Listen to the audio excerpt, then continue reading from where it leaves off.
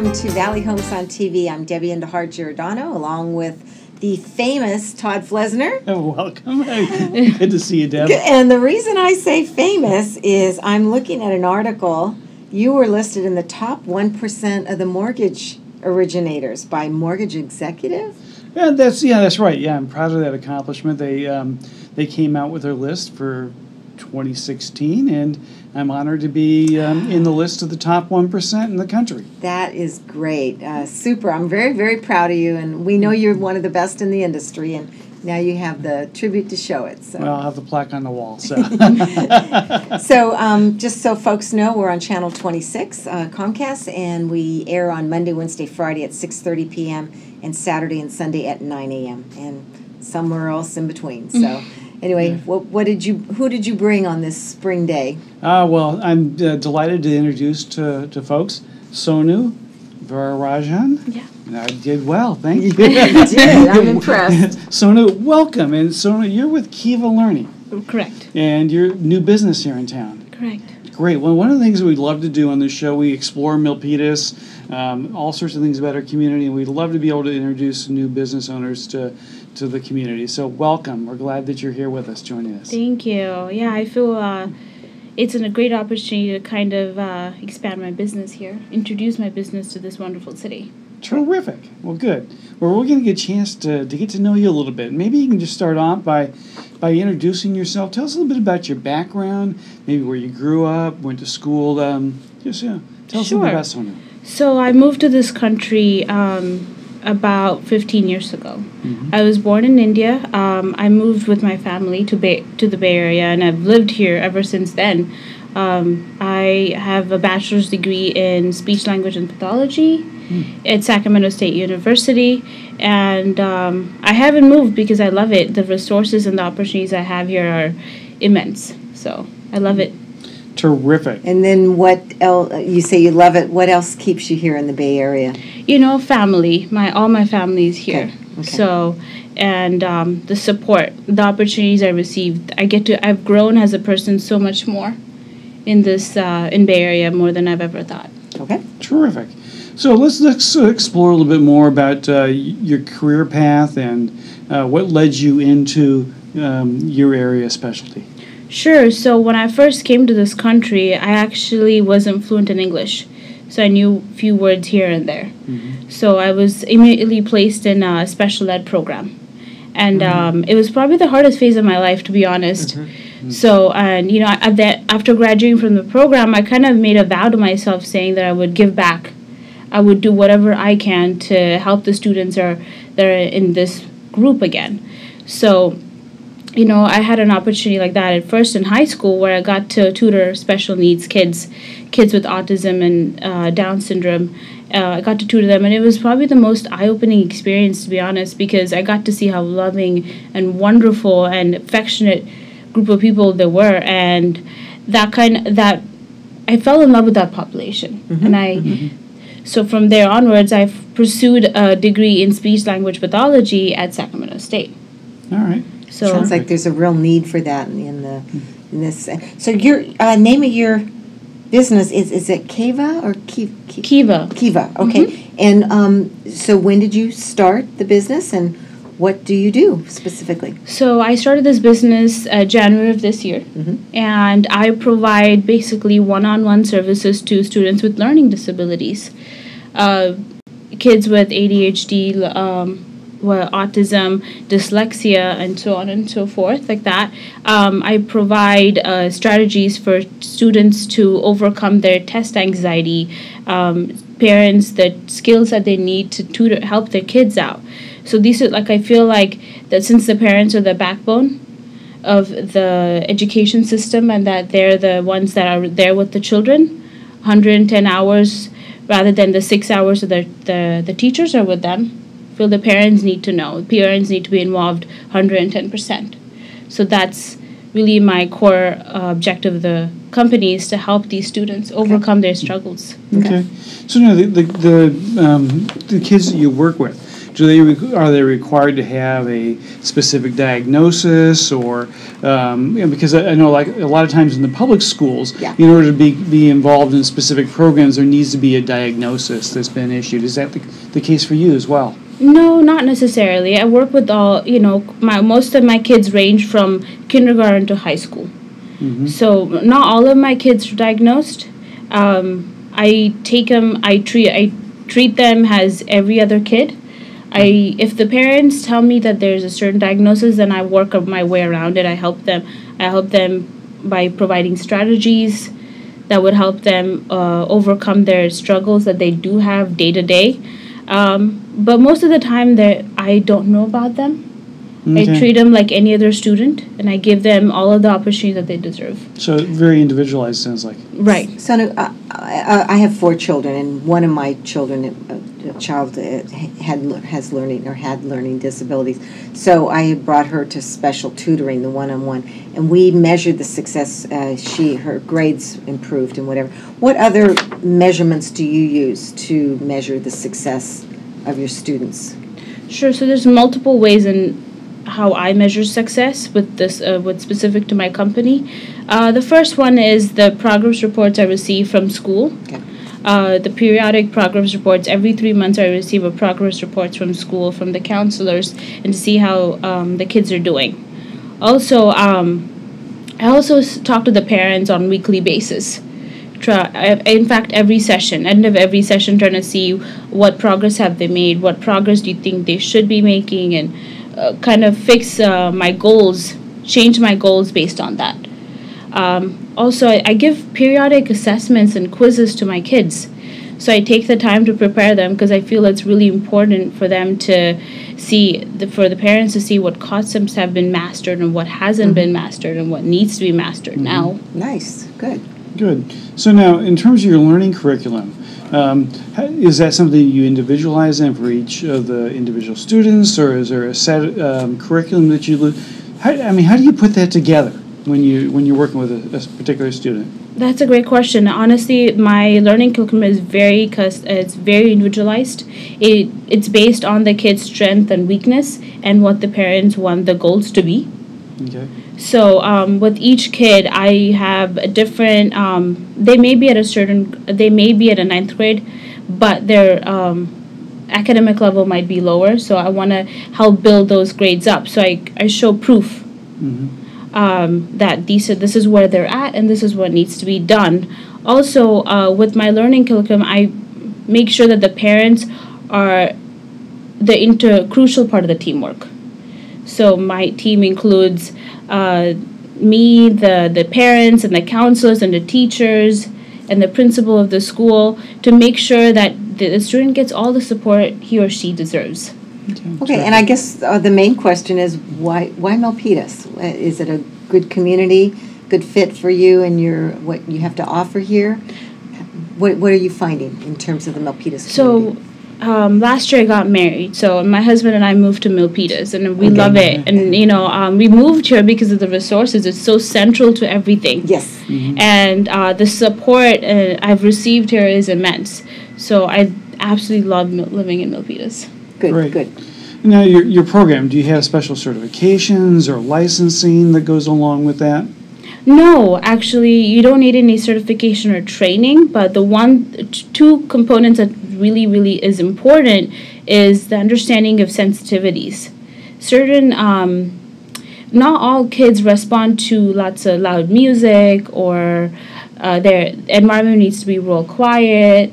So they really have to be aware of how the kid does well. Where do they do well? So that's one thing to keep in mind. And also patience. Patience is the key. Some of these students don't take the normal time to do things. They take a little longer. They may have processing delays, and one has to be really understanding of that. And Todd has 3 children, by the way. I So. do. Mine 4. There's 7 between us. We totally get it.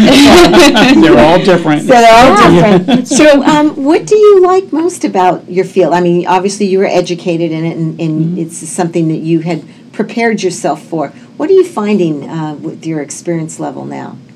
You know, what I love about this field is the relationships I build with the parents, with the teachers, with the counselors, and especially with the student. You build the trust over the time. It's a journey that you go through with them.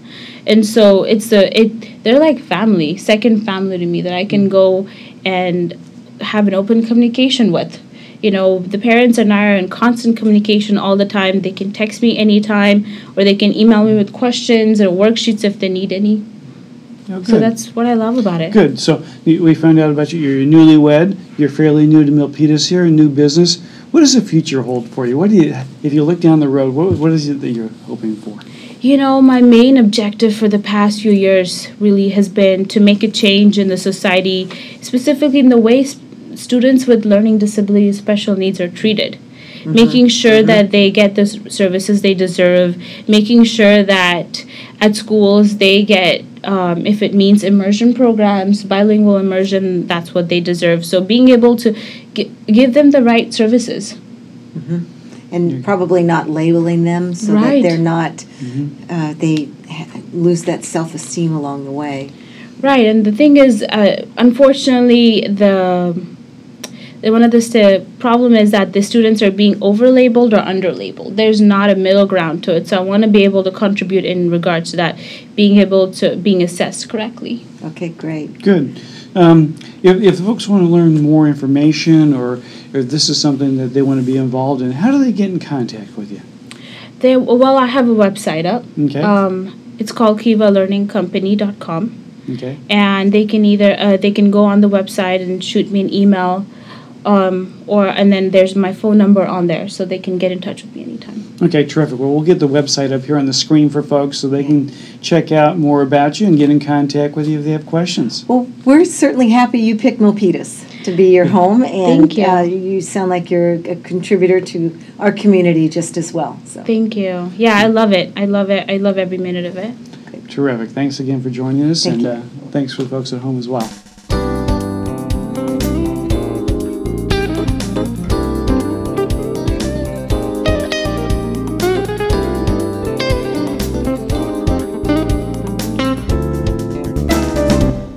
In Vietnam, we took care of each other. In combat, you look out for your battle buddy. I'd do anything for my unit. When things get tough, it's great to know Somebody's there for you. Every step of the way. DAV stands behind America's veterans to make their transition back home easier, with free services and help getting the benefits they've earned. Help us fulfill the promise to our men and women who served. Go to DAV.org to learn more.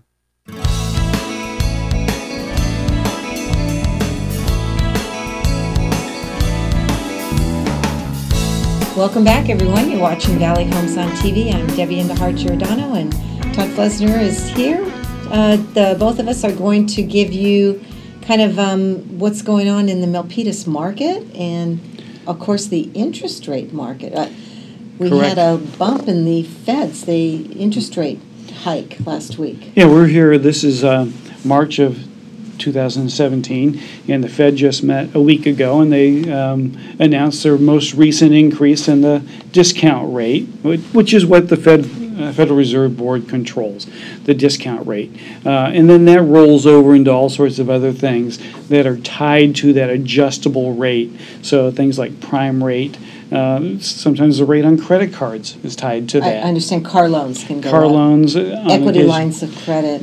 Exactly. Okay. Fixed rate mortgages, though, if you have a fixed rate loan, that stays the same. And interestingly, we saw in the mortgage market that the price had already been baked into the equation because the increase that we got last week from the Fed was not unexpected. And in fact, following that, we've actually seen interest rates come down about 1/8% for long-term mortgage rates. Good. So they're still good out there for buyers. Outstanding, yes. The rates are still outstanding. In terms of the future, we're thinking maybe 2 raises in interest rate policy this calendar year in 2017. And again, the Fed's watching to see how the economy does and if we're strong enough economically in terms of economic activity to handle that. I thought it was interesting. The stock market's been very volatile the last 24, 48 hours. It took a really reactive downward trend. Well, yeah, in response exactly. to that. So. Absolutely. Well, when the Fed raises interest rates, that's like putting a brake on the economy because things like business loans are tied to that. And so it makes it a little bit more expensive for business to borrow for the purpose of expansion. And so it has the effect typically of cooling an economy. And so it's a real balancing act the Fed is trying to play here now as we see some expansion in the economy. Our employment numbers are very strong right now in terms of unemployment rate. I think there's still some underemployment that's there, and a number of folks who through the recessionary period dropped off the unemployment rolls. So that's being masked in terms of the number of folks that are actually in the labor market. Okay. So a lot of kind of things that happen that are interplaying there. But overall, the fact that the Fed has raised rates means that the economy is strengthening. Okay. Well, you want to hear some numbers? Yeah, absolutely. Oh, this is real exciting. So I just, hot off the press, I pulled February. So we have the MLS numbers for February. Good. So let's look back, snapshot February 2016. Our average single-family home price in Milpitas was $864,000, and the median price was $863,000. We now hit last month average sales price $1,007,000. Wow. Yeah, we hit that threshold, and median price is $925,000. Condo and townhouse a year ago $606,000 for average, median price $592,000. And we are now at a average price last month of $691,000, but a median price of $810,000. Oh my goodness! So the condo market is condo market's just it's unbelievable. So we're doing quick math in my head. It's a little bit more than 10% increase over year in terms of value. Which is healthy. Healthy, particularly here in Milpitas. So we have BART coming in. BART will be up and running in August of this year, and we're about 90% complete right now in BART. So that's going to be a great asset to the commuters around here. You'd be able to jump on BART and go to San Francisco in less than 60 minutes, right out of Milpitas. Well, I think there'd probably be some economic boom to Milpitas as well with the location there next to the Great Mall and accessibility to the greater Bay Area. So we'll be keeping an eye on how that impacts our community. So let me, I just want to spend just a minute going over, we've talked in the past about what sellers need to do to prepare their home, get them ready to sell in terms of improvements. Do you remodel? Do you paint? Do you clean up, landscaping, all that? But when you get to that point where you're ready to show, there's some tricks of the trade on showing the home. And some terrific. What are those? Let there be light. When showing your home, you should turn on all the lights in the house for a bright, cheerful look. Quiet music in the background, soft music. Pets, make sure that there's no pets outside or inside. You should make sure that that's pet-free. Your presence, you don't want to be around when the buyers come there. You want to let them come through the home on their freedom and their free time there. Aromas, get fresh flowers, put fragrance units in the house, and be it ever so humble. There's no place like home. So if you're at the house, if you are, and a buyer makes a comment about something that's negative about the house, just understand that you live there and it's not 100% perfect. So I thought those were kind of interesting comments to make. So terrific. Well, as sharing those tips on getting ready to show your home, it brings up the thought, that we're heading really into the strong selling season now. We are. As the weather warms up. What's the inventory like? What are you seeing in terms of the number of homes that are on the market? Very limited, Todd.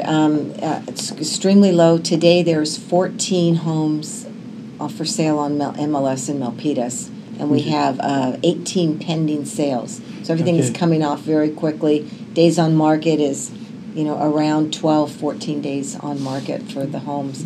But hopefully we'll be seeing more inventory come on soon. But it is extremely low, and it's affecting the buyer's ability to get in. And I know you've been doing a lot of pre-approvals for buyers, and they're out in the hunt and aren't able to secure a house.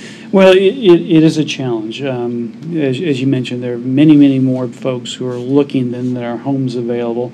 And, traditionally, as the weather gets warmer, we start to see more homes come on the market. And that's the hope, is that the inventory will start to grow, and we'll see some balancing then of supply and demand. Yeah, we'll report that in next month. So terrific. Well, I guess that's it for the wrap-up for Great. March. And good. So if folks have questions about the show, or absolutely, they can email me at giordanodj@aol.com or T. Flesner at opusadvisors.com. Great, thanks. We'll see you soon.